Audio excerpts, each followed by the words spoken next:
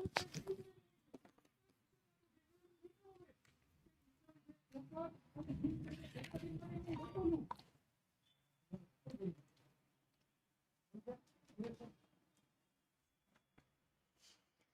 everyone, good evening, very good evening and welcome to today's live session. કેમ છો મારા વહાલા બબ્બર શેર અને બબ્બર શેરનીઓ મજામાં? અને આફ્ટર લોંગ ટાઈમ ઘણા દિવસો પછી આપણી મુલાકાત થઈ.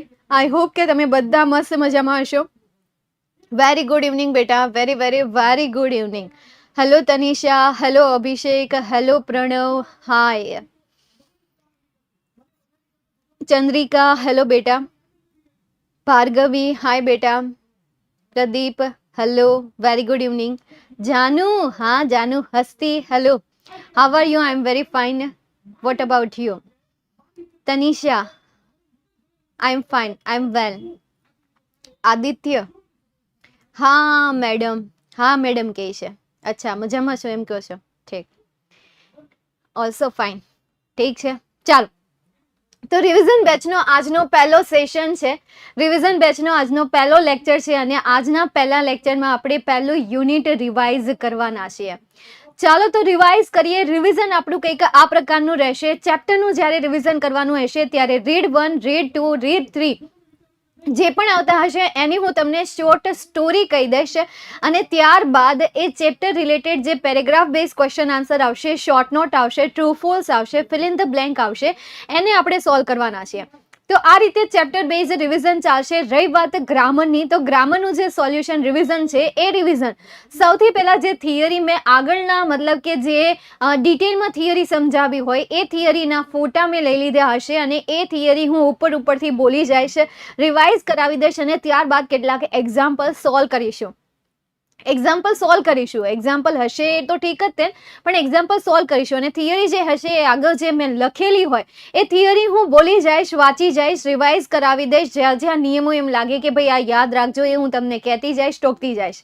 ઠીક છે, ઠીક છે. ચાલો તો શરૂઆત કરીએ. તમારું પહેલું જે યુનિટ છે એ યુનિટમાં 2 રીડ આવે છે. Read number 1, the journey of my life from earth two Everest. ભાઈ પહેલું રીડ છે અને એ જર્ની મારા જીવનથી લઈ મતલબ કે યાર અર્થથી લઈને એવરેસ્ટ સુધીની જર્ની કે જેમાં અરુણિમા સિન્હાની અહીંયા તમને સ્ટોરી કહેલી છે કે અરુણિમા સિન્હાએ પોતાના જીવન દરમિયાન જે સહન કર્યું છે, જે મહેનત કરેલી છે એ દરેક વસ્તુને એણે અહીંયા 4 દ્રશ્યોમાં રિવાઇઝ કરેલી છે. એ હતા એક વોલીબોલ પ્લેયર, અને નેશનલ લેવલ વોલીબોલ પ્લેયર હતા, રાઈટ ને? એમ આઈ રાઈટ? યાદ છે? હા.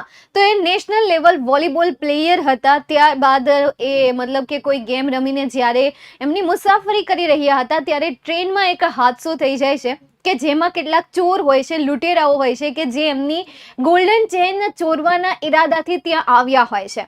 અરુણિમા સિન્હા થોડા ઊંઘમાં હોય છે પણ એને એટલું તો ભાન થઈ જ જાય છે કે એની આજુબાજુ કોઈ તો એવું છે કે જેને ખરાબ નજરથી એની સામે જોઈ રહ્યું છે અથવા તો શાતિર નજરથી જોઈ રહ્યું છે. એટલે ઝટકામાં એને એની આંખો ખોલી અને એની આજુબાજુ જે ઊભેલા હતા એમના ઈરાદાને એ ઓળખી જાય છે. એટલે તરત જ એને લડવા માટે એ ઊભા થઈ જાય છે અને મતલબ કે પૂરેપૂરી તાકાતથી એની સાથે લડે છે. પરંતુ કંઈક થાય છે એવું કે અરુણિમા સિન્હા ટ્રેનની બહાર ફેંકાઈ જાય છે અને એ 2 ટ્રેનની વચ્ચે કંઈક ઘડીક આમથી નામ ફગવાતા એ છેલ્લે નીચે પડે છે અને એનો જે પગ હોય છે એ પગ એનો કચડાઈ જાય છે. એટલે એનો પગ જે છે એ ગુમાવી બેસે છે, એક પગ ગુમાવી બેસે છે. ત્યારબાદ એને દિલ્હીની એક દવાખાનામાં ત્યાં દાખલ કરવામાં આવે છે. એનો પૂરેપૂરો ખર્ચો જે છે સરકાર ઉઠાવે છે. સરકાર એનો પૂરેપૂરો ખર્ચો ઉઠાવે છે. ત્યારબાદ એને આર્ટિફિશિયલ પગ મળે ત્યાં સુધીની મતલબ કે વ્હીલચેર ઉપર હોય છે, કારણ કે હવે હાલી શકે એમ તો હતા નહીં, કારણ કે એનો એક પગ જે હતો એ તો કપાઈ ગયો હતો, એકદમ આમ કહેવાય કે એકદમ છુંદાઈ ગયો હતો, એટલે એનો પગ કાપવો પડ્યો હતો. એ આર્ટિફિશિયલ પગની વાટે હતી. એક દિવસ અચાનક એના જીજુ એની સાથે મજાક કરે છે અને કહે છે, એવરેસ્ટ ચડીશ તું? એટલે એ મજાક જે છે, મજાક અરુણિમા સિન્હા ત્યારે સિરિયસ હોય છે અને પછી એ જ્યારે વિચારે છે ત્યારે એમ થાય છે કે હા એ વસ્તુ તો કરવા જેવી છે. કારણ કે કોઈ પણ એવું નથી કે જેણે એક પગે એ એવરેસ્ટને સર કર્યું હોય, કારણ કે ખેલાડીઓના સપના જ આ હોય કે જે દુનિયામાં કોઈએ કાંઈ ન કર્યું હોય ને એ કરીને બતાવે. એવા સ્વપ્ન જો કોઈ જોતું હોય ને તો એ છે ખેલાડીઓ, એ છે એથ્લેટ, કે જેને કંઈક રમતમાં ઇન્ટરેસ્ટ હોય છે.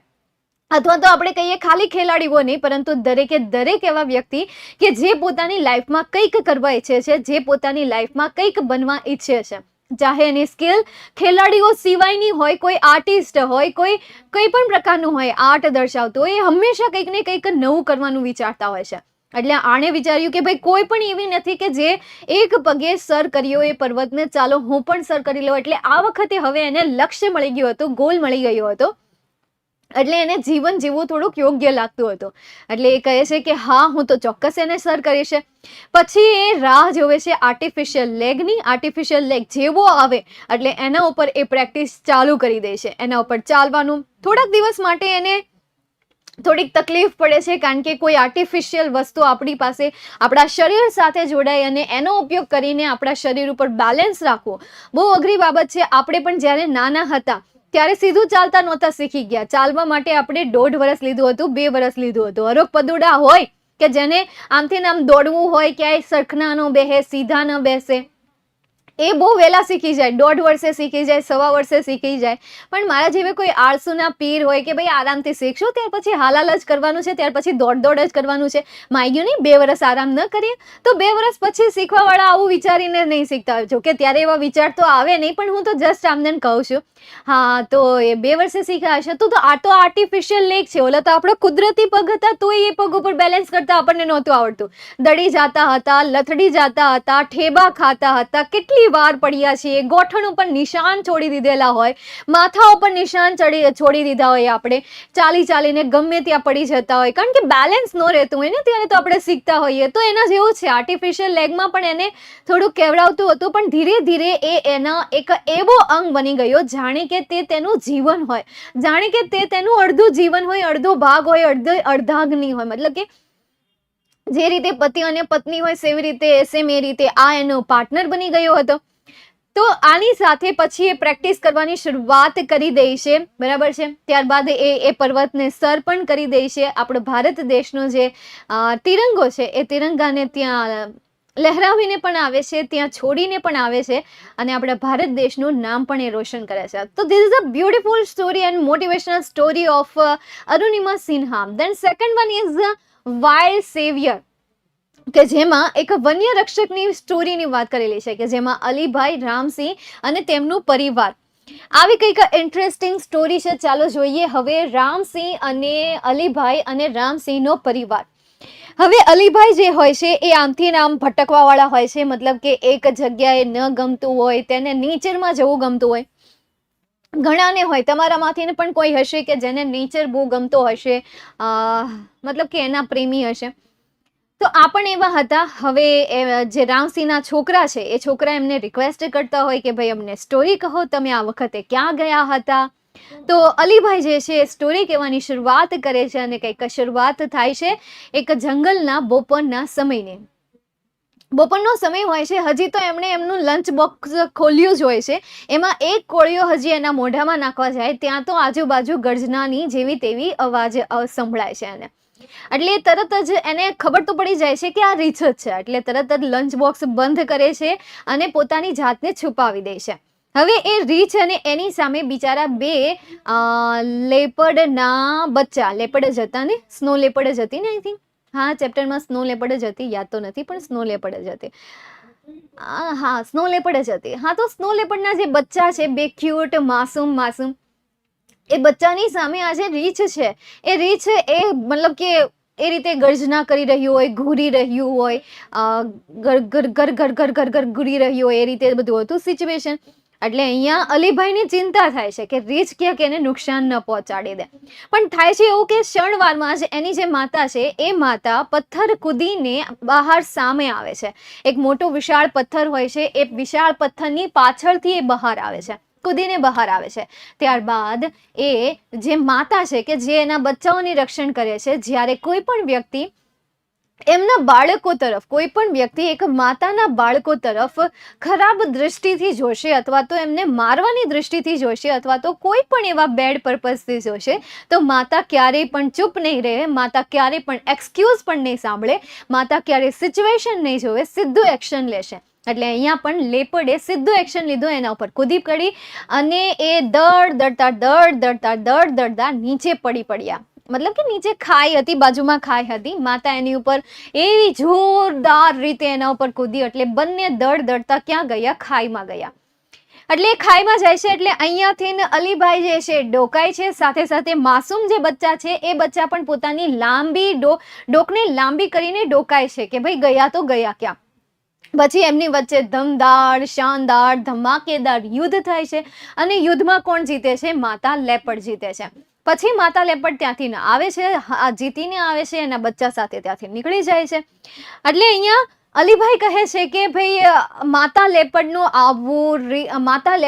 આવવું અથવા તો એ રીછનું આવવું, માતા લેપર્ડનું નહીં પરંતુ એ રીછનું આવવું એ અલીભાઈ માટે શું હતું? એક વરદાન હતું, કારણ કે એ રીછે ખરેખર આ અલીભાઈને બચાવ્યા હતા. જો એ ન હોત તો માતા લેપર્ડની ધ્યાનમાં આ અલીભાઈ આવી ગયા હોત અને અલીભાઈ રામ નામ સત્ય થઈ ગયા હોત. તો આ સેકન્ડ સ્ટોરી છે કે જેમાં વાઇલ્ડ સેવિયરની વાત કરેલી છે, વન્ય રક્ષકની વાત કરેલી છે. વન્ય રક્ષક નામ એટલે આપ્યું છે કારણ કે અહીંયા અલીભાઈ જે છે એ વનને ખૂબ જ ચાહનાર છે. આ ઉપરાંત તેમને એ બચ્ચાઓ પ્રત્યે દયા આવી હતી, એમને બચાવવા માટે એમણે વિચાર્યું હતું, એમના દિમાગમાં એ આવ્યું હતું. એના કરતાં વધારે ચિંતા એને એ બચ્ચાની હતી. એટલા માટે આ ચેપ્ટરને શું નામ આપ્યું છે? વન્ય રક્ષક આપ્યું છે. હવે આપણે આમની એક્સરસાઇઝ જોઈએ. તમને આમાંથી પેરેગ્રાફ બેઝ ક્વેશ્ચન આન્સર પૂછાય છે, પણ અફસોસ કોઈ 2% કે 5% એવા વિદ્યાર્થી હશે કે જે આ પ્રકારના ક્વેશ્ચનને વાંચીને સોલ્વ કરતા હશે. બાકી બધા મારી જેવા છે. કેવા? મારી જેવા એટલે કઈ રીતે? ફોર એક્ઝામ્પલ નીલમ ઇન્સિસ્ટ, તો ઇન્સિસ્ટ વર્ડ પેરેગ્રાફમાંથી શોધવાનું, જ્યાં ઇન્સિસ્ટ વર્ડ આપ્યો હોય ત્યાંથી લખવાની શરૂઆત કરવાની અને એ સેન્ટેન્સમાં જ્યાં ફૂલ સ્ટોપ આવતું હોય ત્યાં સુધી લખી નાખવાનું અને બેઠું છાપી દેવાનું. We all use this same method to solve any paragraph based question, to solve any extract based question. સૌથી વધારે ક્વેરી ક્યાં આવે? ક્વેશ્ચન આવે ક્યાં? તો સ્ટાન્ઝા બેઝ ક્વેશ્ચનમાં, કારણ કે ત્યાં તો એવું કરાય નહીં. એટલા માટે સૌથી વધારે સવાલ ત્યાં જ આવતા હોય કે મેમ સ્ટાન્ઝા બેઝ ક્વેશ્ચન આન્સરને કઈ રીતે સોલ્વ કરવા, કારણ કે ત્યાં તો એવો તુક્કા ચાલે નહીં કે સ્ટાર્ટિંગની લાઈન લખી અને જ્યાં ફૂલ સ્ટોપ આવતું હોય ત્યાં આપણે ફૂલ સ્ટોપ કરી દઈએ. એમાં ફૂલ સ્ટોપ જ તે ને અહીંયાથી શરૂઆત થઈ હોય, ફૂલ સ્ટોપ છે અંતે આવતું હોય, એટલે ત્યારે લોચા થાય. હે ને? કંઈ નહીં, ચાલો હવે શીખી તો લો, જાણી તો લો. હવે લેક્ચર અટેન્ડ કરતા હોય તો શીખી લેવાનું હોય, બીજું શું હોય. બાકી જે મેથડ ફોલો કરવાના છીએ તો કરવાના છીએ. કદાચ હું ના પાડીશ તોય તમે કરશો અને કરો તો એમાં માર્ક્સ તો મળી જ જાય છે. એટલે ક્યાં ઉપાધિ? આપણે ખરેખર આપણે શીખતા જ એટલે નથી, કારણ કે માર્ક્સ આપણને મળી જાય છે. હવે એમાં આપણને માર્ક્સ ન મળતા હોય તો કેટલું અઘરું પડી જાય. જો પહેલેથી કદાચ આપણને માર્ક્સ ન આપવામાં આવ્યા હોત તો ઇંગ્લિશમાં અત્યારે જે અમુક સ્પેલિંગ હોય, જેમ કે બીકોઝ જેવા સ્પેલિંગ છે, બિઝનેસ જેવા સ્પેલિંગ છે, કે જેને આપણે લાખો મતલબ કે ઘણી વખત આપણે બોલતા હશું બિઝનેસ, બીકોઝ, પણ છતાં પણ બીકોઝના સ્પેલિંગમાં ભૂલ પડતી હોય, છતાં પણ બિઝનેસના સ્પેલિંગમાં ભૂલ પડતી હોય. તો એ ભૂલ કદાચ ન પડતી હોય જો પહેલેથી કદાચ સ્ટ્રીક રહ્યું હોત. ચલો છોડો યાર, ભૂતકાળને યાદ કરીને જાવું ક્યાં. ફર્સ્ટ ક્વેશ્ચન આપણે રીડ કરીએ. What did Neelam insist Alibhai? નીલમે અલીભાઈને શું ઇન્સિસ્ટ કર્યું? તો ટુ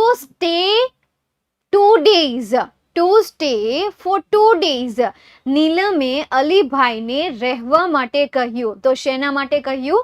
રહેવા માટે. અને બીજું શું કહ્યું હતું? ટેલ યોર હિલ સ્ટોરીઝ, કે ભાઈ તમારી હિલ સ્ટોરી અમને કહો. ઇન્સિસ્ટ વર્ડ તમને ક્યાં આપ્યો છે? After lot of insistence. હા, ટેલ અસ યોર સ્ટોરી. તો ટુ ટેલ અસ આ તમારા ક્વેશ્ચનનો આન્સર આવશે. બરાબર?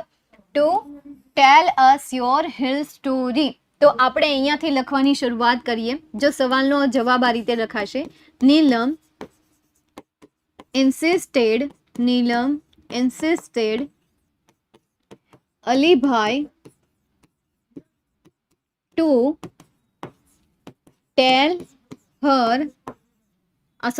ધેમ. અસ આપેલું છે એટલા માટે શું આવશે? ધેમ આવશે. ઓકે, તો આપણે અહીંયા અસનું ધેમ કરી નાખીએ. To tell them his stories.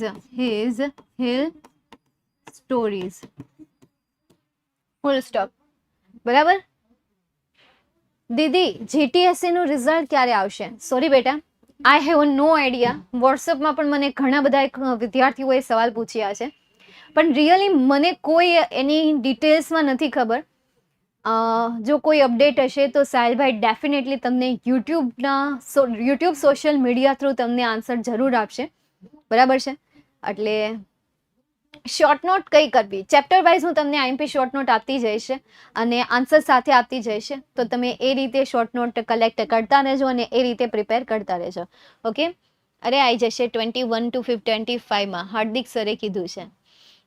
હા તો ઠીક છે, કારણ કે આ 21 to 25 તો મને પણ કીધું હતું, પરંતુ ડેટ કેટલા ટાઈમથી આમથી નામ ચેન્જ થતી રહી છે, એટલા માટે હું કહેતી નથી, કારણ કે પછી શબ્દો આપણે પાડ્યા હોય બહાર અને ચેન્જ થાય તો આઈ ડોન્ટ લાઈક. ચાલો નેક્સ્ટ આગળ જઈએ. એના પછી સેકન્ડ ક્વેશ્ચન જોઈએ. Y did they all keep awake sitting on Alibhai. હા, પછી આ પોઈન્ટને અલગ નહીં રહેતા, કારણ કે કંઈક ટેકનિકલ ઇસ્યુ હોય અથવા કાઉન્ટિંગનો ઇસ્યુ હોય અથવા તો રેન્કિંગનો ઇસ્યુ હોય, એના લીધે રિઝલ્ટ ન આવતું હોય અથવા તો કંઈક અટવાતું હોય, કંઈક ઇસ્યુ આવતો હોય, તો એના લીધે ન આવતું હોય, એટલા માટે ડેટ ચેન્જ થતી રહેતી હોય. Okay, so be positive. Why did they all keep awake sitting on Alibhai's bed. અલીભાઈની પથારી ઉપર શા માટે બધા જાગતા રહ્યા હતા? તો અહીંયા તમને કીધું છે that night they all kept awake till late sitting on his bed listening to his interesting travel experience. આ તમારા સેકન્ડ ક્વેશ્ચનનો આન્સર. બેઠો લખી દો, કોઈ ઇશ્યુ નથી, બરાબર છે. કોઈ શબ્દમાં ચેન્જ કરવાની કોઈ જરૂર નથી, ઠીક છે. નેક્સ્ટ, એના પછીનો ક્વેશ્ચન જોઈએ, એના પછીનો પેરેગ્રાફ બેઝ ક્વેશ્ચન જોઈએ. How can we say that Alibhai was lucky? આપણે કઈ રીતે કહી શકીએ કે અલીભાઈ જે છે એ અલીભાઈ લકી છે? તો આઈ વોઝ લકી એની જગ્યાએ શું લખવાનું છે? અલીભાઈ. આઈ જે આપેલું છે આઈની જગ્યાએ શું લખી દેવાનું છે? Alibhai. Alibhai was lucky for her eyes were fixed on her cuffs and she didn't look up at me ની જગ્યાએ શું આવી જશે? હિમ આવી જશે. તો આ તમારા પહેલા સવાલનો જવાબ, કે જે પણ બેઠો આપ્યો હતો, બસ અમુક શબ્દમાં ચેન્જીસ કરવાના હતા, જેમ કે મીનું હિમ થઈ જશે, અહીંયા આઈનું અલીભાઈ થઈ જશે. તો હવે અહીંયા એ સવાલ થાય કે મેમ અમે બેઠું લખી નાખ્યું હોય તો એના માર્ક્સ કટ થાય? તો હા થાય. Now it's depend on your subject teacher. તમારા જે સબ્જેક્ટના ટીચર છે, ટીચર ઉપર ડિપેન્ડેડ છે કે એમની મેન્ટાલિટી કઈ રીતે વર્ક કરે છે.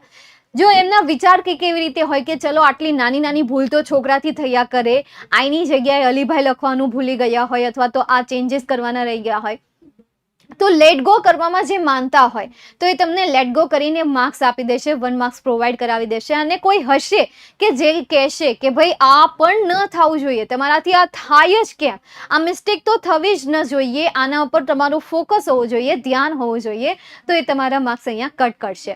નેક્સ્ટ, એના પછી where did the mother leopard and the bear land? How, ક્યાં મધર લેપર્ડ અને બિયર પડ્યા હતા અને કેવી રીતે પડ્યા હતા? તો વાઇલ્ડ બીસ્ટ અહીંયાથી લખવાની શરૂઆત કરો. The wild Beast vent rolling down the steep snowy lifts tumbling on each other till they landed in the narrow valley with a loud thud. બરાબર છે, આ રીતે. તો એ કઈ રીતે પડ્યા હતા? બસ આ રીતે જ પડ્યા હતા. કેવી રીતે? તો ભાઈ એ એકબીજા ઉપર રોલ થઈ થઈને અને વેર પૂછ્યું તો ક્યાં પડ્યા હતા? વેલીમાં પડ્યા હતા. બરાબર. તો બંને સવાલનો જવાબ તમને આ સેન્ટેન્સમાં મળી ગયો છે. ઓલમોસ્ટ ક્વેશ્ચનના આન્સર તમને પેરેગ્રાફમાં બેઠા આપેલા હશે. જ્યારે કોઈ એવા રેર ક્વેશ્ચન હશે કે જે ક્વેશ્ચનના આન્સર તમારે જાતે બનાવવા પડશે, જેમ કે ફર્સ્ટ પેરેગ્રાફનો ફર્સ્ટ ક્વેશ્ચન કે જે જાતે બનાવેલો છે. બરાબર છે. ચાલો જોઈએ નેક્સ્ટ એના પછીનો paragraph base question answer. Who was thrown out of the speeding train? જે ઝડપથી ચાલતી ટ્રેન હતી એ ટ્રેનમાંથી કોણ ફેંકાઈ ગયું હતું? હવે આ ક્વેશ્ચનનો જવાબ છે આપણે પેરેગ્રાફમાંથી શોધવાની જરૂર ન પડે. તમને આમાંથી મતલબ કે સ્ટોરી આવડતી હોય તો ખબર પડી જાય. શું આવશે? અરુણિમા સિન્હા. તો વોને કાઢીને અહીંયા શું લખવાનું છે? Arunima Sinha was thrown out of the speeding train. What was Arunima Sinha's achievement after accident? Accident થયા પછી અરુણિમા સિન્હાનું અચીવમેન્ટ શું હતું? તો અહીંયાથી લખવાની શરૂઆત કરીએ. અરુણિમા સિન્હાસ આફ્ટર એક્સિડન્ટ, અહીંયાથી લખીએ. After accident she became the first female with an artificial leg to scale Mount Everest. બરાબર, અહીંયા આગળ લખી દો શી અથવા તો Arunima Sinha. Arunima Sinha. After accident, Arunima Sinha became the first female with an artificial leg to scale Mount Everest. પહેલા એવા મહિલા બન્યા હતા કે જેમણે માઉન્ટ એવરેસ્ટને શું કર્યો હતો? સ્કેલ કર્યો હતો, એટલે કે સર કર્યો હતો. ઓકે, તો અહીંયાથી આન્સર લેવાનો રહેશે, લખવાનો રહેશે. ઓકે, ચાલો અહીંયા સુધી કોઈને કોઈ ક્વેરી, ડાઉટ? હે, વેલી એટલે ખીણ થાય. વેલી એટલે શું થાય બેટા? ખીણ થાય. વાલી નહીં, વેલી. વેલી એટલે ખીણ થશે. ચાલો નેક્સ્ટ, એના પછીનો પેરેગ્રાફ બેઝ ક્વેશ્ચન આન્સર જોઈએ આપણે. Why had Arunima to fight with some persons in the train. શા માટે અરુણિમાએ ટ્રેનમાં કેટલાક પર્સન સાથે ઝઘડ્યા હતા? શા માટે ઝઘડ્યા હતા? So when she was traveling on train, some truck tried to snatch her golden chain. She fought back, was thrown out of a speeding train. Lost happened. She was science become the first. અહીંયાથી તો પછી યાદ લખવાનું હોય ને. To save her golden chain, આવું આપણે કહી શકીએ. To save her golden chain આપણી જાતે સમજીને આપણે બનાવી શકીએ. To save her golden chain અથવા તો some thugs tried to snatch her golden chain, so she fought back. આવી રીતે બનાવી શકાય ને, અહીંયાથી નહીં લખી શકાય. Some thugs tried to snatch her golden chain, so she fought back. અથવા તો so she fought back in the train. આ રીતે આન્સર લખી શકાય. અથવા તો બીજો મેં તમને કીધો એ રીતે કે ભાઈ Arunima Sinha Arunima had to fight with someone person in the train because she want to save her chain, golden chain. તેની એક golden chain જે છે એ બચાવવા ઈચ્છતા હતા. નહીં તો મેં તમને અહીંયાથી કીધું કે ભાઈ બેઠો લખી નાખો તો પણ ચાલે. ઓકે, બસ વચ્ચે શું જોડવાનું છે? so she fought back. What was special about Arunima's achievement? અરુણિમાના અચીવમેન્ટમાં શું સ્પેશિયલ હતું? તો the special thing is that she is the first female with an artificial leg to scale Mount Everest. તો આ એની વચ્ચે એક સ્પેશિયલ હતું. હવે આમાં જે આગળની લાઈન લખવાની છે એ શું લખવાની છે? the special achievement, the special thing is that the special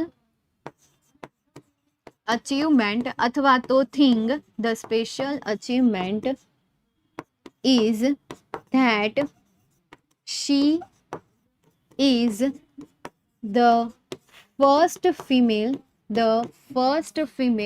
with an artificial leg to scale Mount Everest. તો આનો આન્સર તમે આ રીતે લખી શકો, અથવા તો જસ્ટ તમે અહીંયાથી લખો છો કે ભાઈ she is the first female with an artificial leg to scale Mount Everest. આટલું લખી દો તો પણ તમને આમાં માર્ક્સ મળી જાય. બરાબર છે. બાકી જો કોઈ કટ કરે તો મેં તમને પહેલાં કીધું એ કે ભાઈ બહુ સ્ટ્રિક ચેક કરતા હોય, વધારે પડતું સ્ટ્રિક ચેક કરતા હોય તો કટ કરતા હોય તો અડધો માર્ક્સ કટ કરે, એનાથી વધારે નહીં. બાકી બંને રીતે આન્સર લખાય, જે રીતે મેં તમને પહેલા કીધું એ, અને નેક્સ્ટ જે સેકન્ડ આન્સર કીધો એ. Because some thugs try to snatch golden chain. હા, બસ આ પણ આન્સર લખી શકો કે ભાઈ બીકોઝ કરીને તમે લખી નાખો કે ભાઈ બીકોઝ કરીને, નહીં તો અહીંયા ખાલી સો જોઈન કરીને તમારો આન્સર બની જાય, અને બીકોઝ લખીને આખો સવાલ બનાવો તો પણ તમારો આન્સર તૈયાર થઈ જશે. છે ને ઇઝી?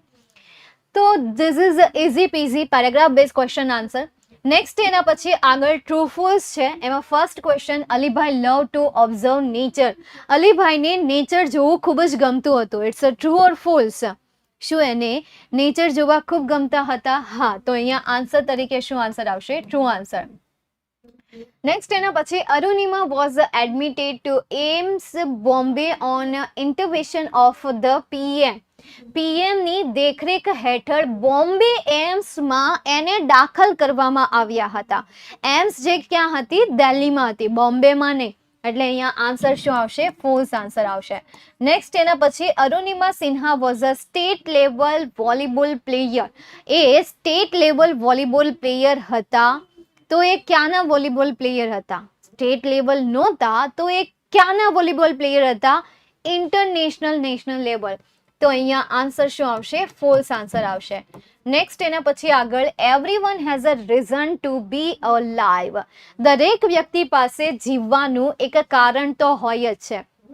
જ્યારે કારણ ન હોય ત્યારે આત્મહત્યા કરવાનું મન થાય, ત્યારે આપણને કંઈ પણ લાગે ને અથવા તો દિવસ જ ન જાય. એટલે દરેક વ્યક્તિના જીવનમાં કંઈક ને કંઈક તો લક્ષ્ય હોય છે, કંઈક ને કંઈક કારણ હોય છે. Just we have to find it and do it our action. આપણે તેને ગોતવાનું છે અને ત્યારબાદ એક્શન લેવાના છે. એટલે અહીંયા આન્સર શું આવશે? True answer. તો આપણે અહીંયા આન્સર લખીએ ટ્રુ. નેક્સ્ટ એના પછી Nima Kancha was Arunima's mountain guide. Nima Kancha જે હતા એ અરુણિમાના માઉન્ટેન ગાઈડ હતા. તો હતા કે નહીં? હતા. તો અહીંયા આન્સર શું આવશે? True answer. નેક્સ્ટ એના પછી none can defeat you until you concede. કોઈ પણ તમને હરાવી ન શકે જ્યાં સુધી તમે માની નથી લેતા, જ્યાં સુધી તમે સ્વીકારી નથી લેતા ત્યાં સુધી તમને કોઈ હરાવી નથી શકતો. It's true. યસ, આ પણ ટ્રુ છે. તો આપણે અહીંયા લખીએ true. The coming of the bear was a blessing for Alibhai. બિયરનું આવવું એ અલીભાઈ માટે એક આશીર્વાદ હતા. શું આશીર્વાદ હતા? તો હા, અહીંયા પણ શું આન્સર આવશે? True answer. The father is very furious when she is with cub. પપ્પા જે હોય છે એ ખૂબ જ ખતરનાક હોય છે જ્યારે તે તેના બચ્ચા સાથે હોય છે. તો આ પાઠમાં પપ્પાની વાત કરેલી છે? ના, માદાની વાત કરેલી છે. એટલે અહીંયા આન્સર શું આવશે? ફોલ્સ આન્સર આવશે. તો આપણે અહીંયા લખીએ ફોલ્સ. ધેન આફ્ટર શોર્ટ નોટની વાત કરું તો બચેન્દ્રી પાલ એન્ડ ઇન્સ્પાયરિંગ ગુરુ. અને આ વાત જે છે તમે છેક સુધી ફોલો કરજો કે તમારી પાસે ચેપ્ટર હોય એમાં રીડ 1 પણ સ્ટોરી હોય અને રીડ 2 પણ સ્ટોરી હોય. તો રીડ 1માંથી મોટા ભાગે ક્વેશ્ચન પૂછાય છે અને રીડ 2માંથી મોટા ભાગે શોર્ટ નોટ પૂછાય છે. મેં અત્યાર સુધીમાં આવું જોયું છે. આ એક મારો કહેવાય ને કે ભાઈ પ્રેડિક્શન છે, મારું એક પ્રેડિક્શન છે, મારું એક ધારણા છે કે જે હું માનું છું કે જે હું ફોલો થતા જોઉં છું, મોટા ભાગે ફોલો થતા જોઉં છું. મે બી તમે ચેપ્ટર વાઇઝ એક્ઝામ જોઈ દીધી હશે, તમે હા ચેપ્ટર વાઇઝ તમે એક્ઝામ દીધી હશે તો કદાચ એમાં આવ્યું હશે. તો એક એનાલિસિસ કરીને, એક વિશ્લેષણ કરીને હું તમને સજેસ્ટ કરું છું એક શોર્ટ નોટ આ ચેપ્ટરની. અને એ શોર્ટ નોટ છે બચેન્દ્રી પાલ એન્ડ ઇન્સ્પાયરિંગ ગુરુ. નાવ આ શોર્ટ નોટને તૈયાર કરવા માટેની 3 મેથડ છે. જો કે શોર્ટ નોટ જે છે કોઈ તૈયાર કરવાની વસ્તુ નથી સમાજના ટોપિકમાં, નથી બીએના વિષયમાં, નથી અર્થના વિષયમાં, કે પછી કોઈ પણ એવો વિષય કે જેમાં તમે ટૂંક નોંધ પાકી કરો છો, કે જેમાં તમે સવાલના જવાબ પાકા કરો છો. You just have to understand that topic, that point, that chapter. Then write in your word, that write in your vocabulary.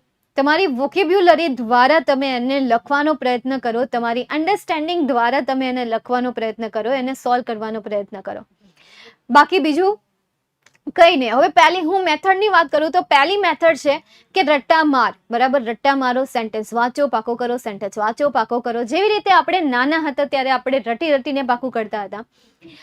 હમણાં જ મેં યુટ્યુબમાં 10મા માટે રાઇટિંગ સેક્શન સંપૂર્ણ એક જ લેક્ચરમાં એનો એક વિડીયો લઈ ગઈ હતી, લાઈવ જ તેન. અને 12મા ધોરણમાં પણ સારો એવો રિસ્પોન્સ પણ મળ્યો હતો.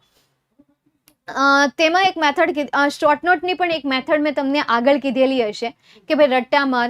હવે એ રટ્ટા માર જ્યારે આપણે નાના હતા ત્યારે આપણી પાસે આપણને મોટેથી બોલાવીને પાકો કરાવતા હતા, ઘડીઓ મોટેથી બોલાવીને પાકો કરાવતા. દરરોજ છૂટતા પહેલા જ્યારે 5 મિનિટની વાર હોય, 10 મિનિટની વાર હોય, ત્યારે આપણા ક્લાસ ટીચર આપણી પાસે બોલાવતા હતા 2 કા 2, 2 કા 2, 2 દુ 4, 2 તેરી 6, 2 ચોક. તો આવી રીતે જ્યારે આપણે મતલબ કે આવી રીતે આપણે વસ્તુ પાકી કરતા હતા, સમજીને નહીં.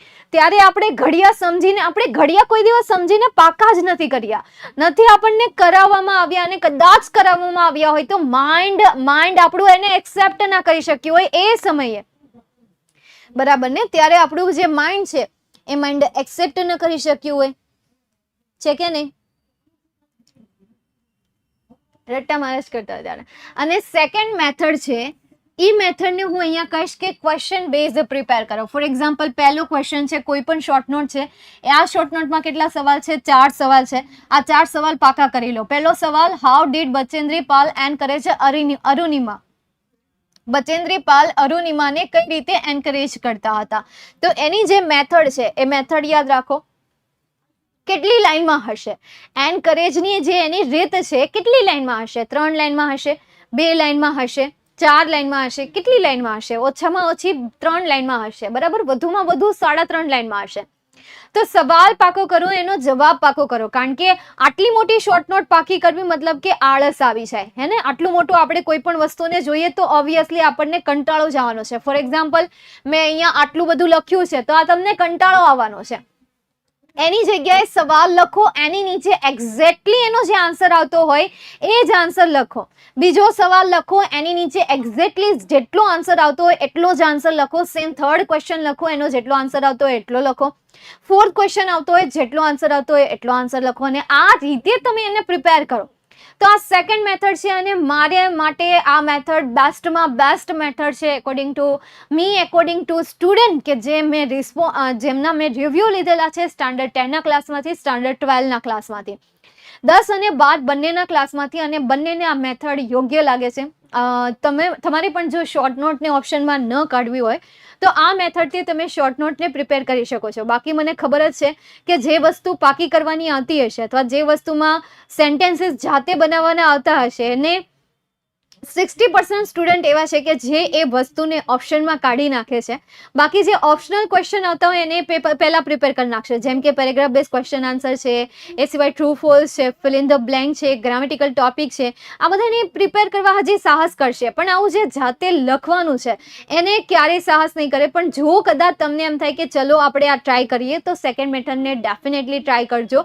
નોટ એવી બનાવજો કે જેમાં સવાલની નીચે જવાબ હોય, ઉપર એક ટાઇટલ હોય શોર્ટ નોટનું, આવી રીતે મોટા અક્ષરમાં ટાઇટલ માર્યું હોય, બચેન્દ્રી પાલ એન્ડ ઇન્સ્પાયરિંગ ગુરુ. નીચે એના આન્સર નહીં, પરંતુ પહેલા ક્વેશ્ચન, એ ક્વેશ્ચનનો આન્સર, બીજો ક્વેશ્ચન, બીજા ક્વેશ્ચન આન્સર, ત્રીજો ક્વેશ્ચન, ત્રીજા ક્વેશ્ચનનો આન્સર, આવી બુક બનાવો અને મને મોકલો. હું રાહ જોઈને બેઠી છું કે કોઈ વિદ્યાર્થી એવો હોય કે જે 11, 12, 10, 9 આ બધા સ્ટાન્ડર્ડની આઈએમપી શોર્ટ નોટની મને આવી બુક બનાવીને આપે કે જેથી સ્ટુડન્ટને યાદ રાખવું સહેલું રહે. કોઈ નહીં બનાવીને આપે તો હું તો છું જ તેને બનાવવા માટે. એક દિવસ સમય કાઢીને બનાવી લેશું, એ પણ એક દિવસ તો બની તો ચોક્કસ જશે, ડેફિનેટલી બની જશે. ક્વેશ્ચન બીજા પૂછે તો કંઈ નહીં, તો એને ધ્યાનમાં નહીં લેવાના. તમારે આજ એટલે તો હું કહું છું કે ક્વેશ્ચન પાકા કરો, એના જવાબ પાકા કરો. એટલે તો હું ક્વેશ્ચન પાકા કરવાના કહું છું કે ક્વેશ્ચન નહીં પાકા કરો અને એના જવાબ નહીં પાકા કરો. બંને વસ્તુને પાકી કરો કે એક્ઝામમાં મે બી તમને આ શોર્ટ નોટ પૂછાય, ક્વેશ્ચન બદલી જાય, પણ આન્સર તો સેમ જ આવવાનો ને. એમની પૂછવાની રીત બદલી જાય, એમના સવાલ પૂછવાની રીત બદલી જાય. મતલબ કે પહેલા સીધા કાને પૂછ્યું હોય, પછી તમારો હાથ આમ મવડીને, પછી મતલબ કે આ રીતે પહેલા સીધા કાને પૂછ્યું હોય, પછી મવડીને આ કાનથી આમ ફેરવીને પૂછ્યું હોય, બસ એના જેવું છે. બરાબર છે. ચાલો નેક્સ્ટ એના પછી થર્ડ આપણે જોઈએ. થર્ડ જે છે એ જાતે બનાવીને લખો. This method is four toppers, કે જે ઇંગ્લિશમાં ફ્લુઅન્ટ છે, જે ઇંગ્લિશમાં વેલ એન્ડ ગુડ છે, બેસ્ટ છે, એમના માટે કે શોર્ટ નોટ પાકી જ નહીં કરવાની, જસ્ટ જે આપી હોય જાતે બનાવીને લખી દેવાની. તો ધીસ ઇઝ નોટ કોઈ મેથડ નથી, પણ એક કહી દઉં ને કે વધારાની એક બાબત છે. ઓકે, ચાલો. તો આ થઈ ગઈ તમારી short note, MP short note. એમના આન્સર મેં અહીંયા ઓલરેડી લખીને આપેલા છે. Just read it, translate it and note it. Okay, ચાલો. એના પછી નેક્સ્ટ આગળ જઈએ અને fill in the blanks solve કરીએ. અરુણિમા સિન્હા વોઝ અ ખાલી જગ્યા લેવલ વોલીબોલ પ્લેયર. કયા લેવલના વોલીબોલ પ્લેયર હતા? નેશનલ લેવલના. તો અહીંયા આન્સર તરીકે શું આવશે? નેશનલ. તો ફર્સ્ટ બ્લેન્કનો આન્સર આવશે national level. National level volleyball player. When she was travelling on a train, some ખાલી જગ્યા ટ્રાઇડ. તો સમ ખાલી જગ્યા ઠગ્સ. તો અહીંયા આન્સર આવશે ઠગ્સ. Try to. હવે એક શબ્દ વધ્યો છે તો એ ક્યાં આવી જશે? લાસ્ટમાં આવી જશે. This topic is depend on your chapter, depend on your story, depend on your unit. બરાબર, આ તમારા યુનિટ ઉપર ડિપેન્ડેડ છે. તમારા યુનિટ બેઝ તમને પૂછાશે, 3 માર્ક્સમાં પૂછાશે. અત્યાર સુધી તમે 50 માર્ક્સની એક્ઝામ આપી, હવે તમારે 80 માર્ક્સની એક્ઝામ આપવાની રહેશે. ઓકે, અત્યાર સુધી 50-50ની આપી છે, હવે તમારે 80 માર્ક્સની એક્ઝામ આપવાની રહેશે. ચાલો, હવે અહીંયા સુધી કોઈને કોઈ ક્વેરી હોય તો પૂછી લો, સવાલ હોય તો પૂછી લો. જવાબ દેવા માટે આઈ એમ રેડી.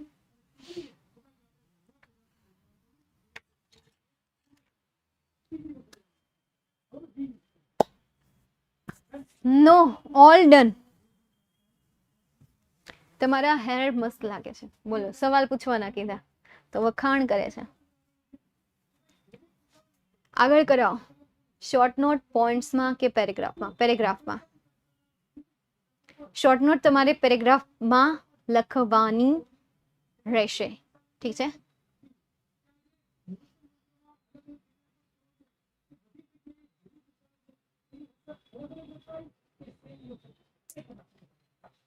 ચલો મેમ, 100 માર્ક્સ માટે 3 અવર મળે તો ટાઈમ ઘટે નહીં? ના. એનો જો 100 માર્ક્સનું તમે 12માના પેપરની જો વાત કરતા હોય તમે, તો પેલું જે છે તે 10માં કઈ રીતે લખી પૂછે? હે, આવડતું હોય તો ન ઘટે. અને ના ના, એવું ન હોય. હવે 12મા ધોરણના 100 માર્ક્સનો પૂછે ને, એનો વિભાગ એ જે છે ને, તમારો વિભાગ એ તમે જુઓ કેટલી મિનિટમાં સોલ્વ થઈ જાય. 15 માર્ક્સમાં પૂછાતો હોય વિભાગ એ, અરાઉન્ડ 15 માર્ક્સનો, તો એ 15 માર્ક્સનો જે છે ને 10 મિનિટમાં સોલ્વ થઈ જાય. કારણ કે એમાં ટ્રુ ફોલ્સ હોય, આઈડેન્ટિફાઈ ફંક્શન હોય, રિસ્પોન્ડ ધ ફંક્શન હોય, ધેન WH ક્વેશ્ચન હોય, દેટ્સ ઇટ. આ બધું MCQ બેઝ હોય, એટલે એમાં કઈ જાજુ લખવાનું ન આવે. આવે લખવાનું ન આવે, એટલે એ આરામથી 10 મિનિટમાં 7 મિનિટમાં પૂરું થઈ જાય. બરાબર. પછી વિભાગ બી ની આપણે વાત કરીએ તો એમાં થોડો ઘણો ટાઈમ લઈ જાય, પરંતુ અમુક ક્વેશ્ચન હોય કે જે બહુ ઓછા સમયમાં પૂરા થઈ જતા હોય, એટલે એના ઉપર છે. 10 મિનિટ તો બહુ થઈ ગયા. હા, વોકેબ્યુલરી કેવી સુધરે ટીચર? કેવી રીતે સુધરે?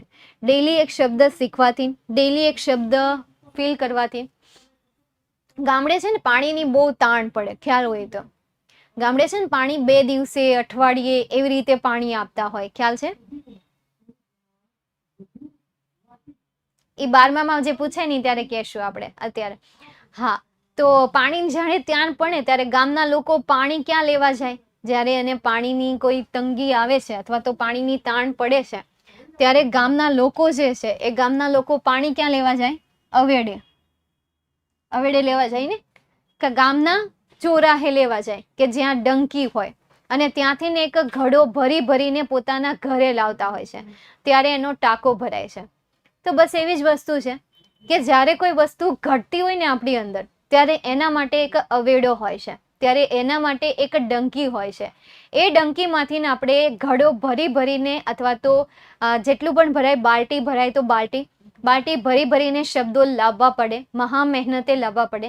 જે રીતે પાણીને ભરવું સહેલું છે, પણ ભરાયેલી જે બાલટી છે એ બાલટીને ઘરે પહોંચાડવી અઘરી છે. સેમ એ રીતે વોકેબ્યુલરી સુધી પહોંચવું સહેલું છે, પણ એ વોકેબ્યુલરીને દિમાગમાં બેસાડવી થોડી અઘરી છે. થોડો પરિશ્રમ જોઈએ, થોડી મહેનત જોઈએ. ત્યારબાદ એ જે ભરાઈ જાય ને, અને ત્યારે એ ભરેલી ટાંકીને આપણે જોઈએ ને, ત્યારે આપણી આંખો જે છે એ આંખો કેવી થઈ જાય? ચમકીલી થઈ જાય, અથવા તો આપણી આંખો ચમકવા લાગે. ખાલી વસ્તુ આપણે જોવી ન ગમે. જ્યારે એ ભરાઈ જાય ત્યારે આપણને વધારે કોન્ફિડન્સ વાળી અથવા તો વધારે આકર્ષક લાગે છે. અને ખાલી ગ્લાસ હોય, ખાલી કૂવો હોય, ખાલી ટાંકો હોય, તો એ ટાંકો કોઈ દિવસ સારો લાગવાનો છે? ખાલી ટાંકો ક્યારેય સારો નહીં લાગે.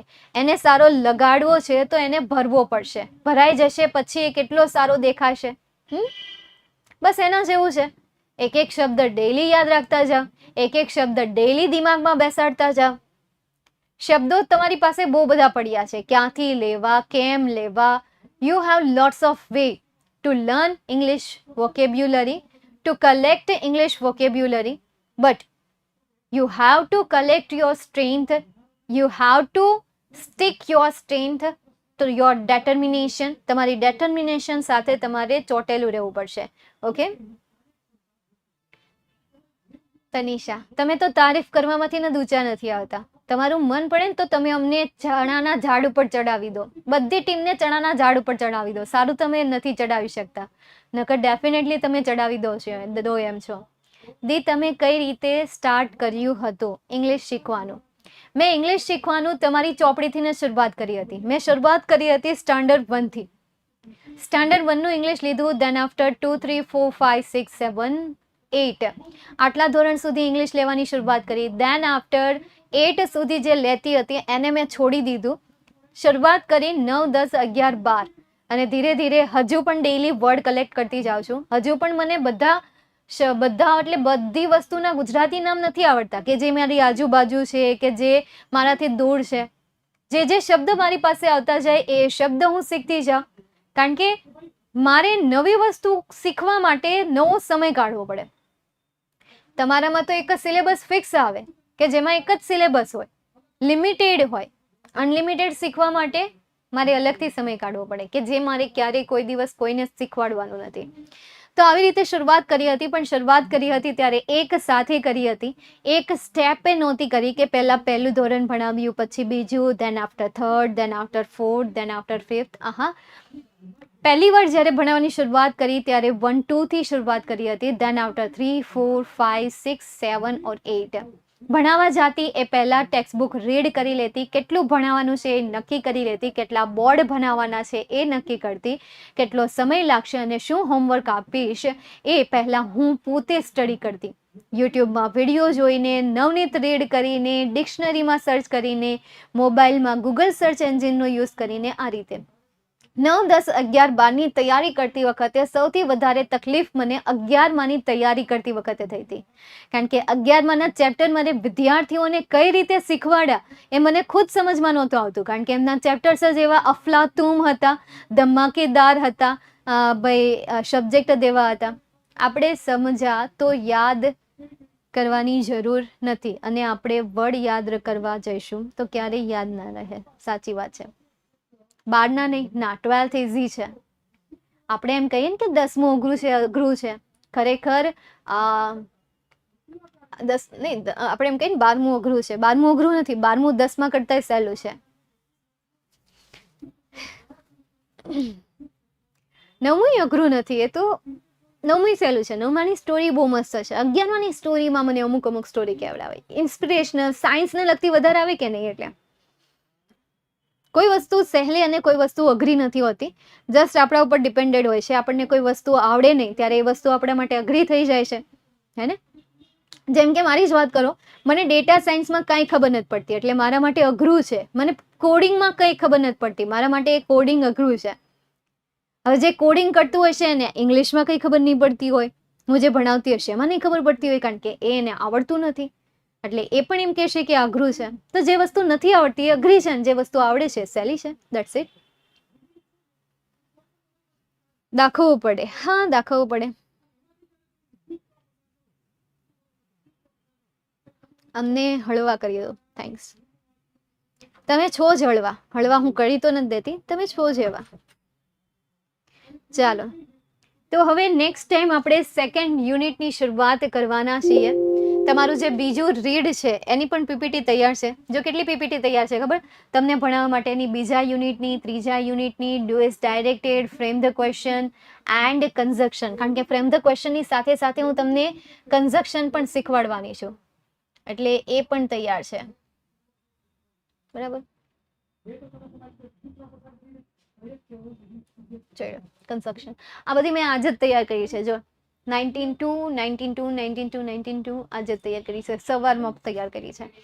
એટલે ઓલરેડી ઘણા બધા દિવસની તૈયાર છે. સેકન્ડ યુનિટની તૈયાર છે. સેકન્ડ યુનિટમાં તમારે 3 રીડ આવે છે. એ 3 રીડ સમજીશું, ત્યારબાદ એમની કેટલીક એક્સરસાઇઝ છે, 1 શોર્ટ નોટ છે, અને જે શોર્ટ નોટ છે ઓટોફેપ ટેકનોલોજી ઉપર છે. આમાં પાલનપુર ઉપર મેં નથી લીધી, આમાં મેં ઓટોફેપ ટેકનોલોજી ઉપર મેં શોર્ટ નોટ લીધેલી છે, કારણ કે ચેપ્ટરમાં ઓટોફેપ ટેકનોલોજી ઉપર પૂછાય, અને પેરેગ્રાફ જે છે એ પાલનપુરનો બી પૂછાઈ શકે. ઓકે, તો હવે આપણે અહીંયા સુધી આજના સેશનને રાખીએ. નેક્સ્ટ સેશનમાં આપણે નેક્સ્ટ યુનિટની શરૂઆત કરીશું, એટલે કે કાલના લેક્ચરમાં નેક્સ્ટ યુનિટની શરૂઆત કરીશું. દેન આફ્ટર આપણે ડુ ઇઝ ડાયરેક્ટેડ સોલ્વ કરીશું, એમને રિવાઇઝ કરીશું. તો અહીંયા સુધી રાખીએ, મળીએ નેક્સ્ટ સેશનમાં. See you soon, bye and take care.